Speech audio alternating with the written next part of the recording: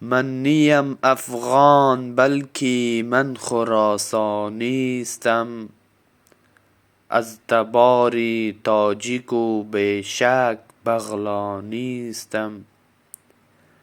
پرچمم آزادی و دین و سرودم تکبیرش، سرزمینم بلخ باستان و بدخشانیستم.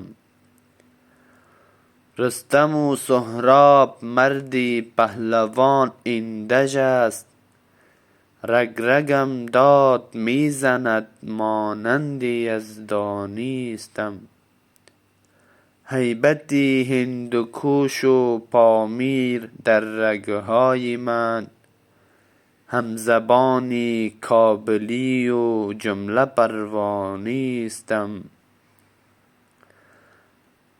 از پنجشیر و اندراب جمله ما را خاک باد، از کندز و تخار اعضای بغلانیستم.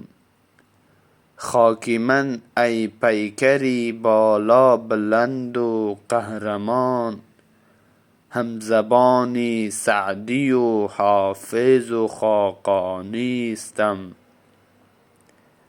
سربلند و پرغرور است این دیار سترگ، رهرو مسعود و بومسلم خراسانیستم.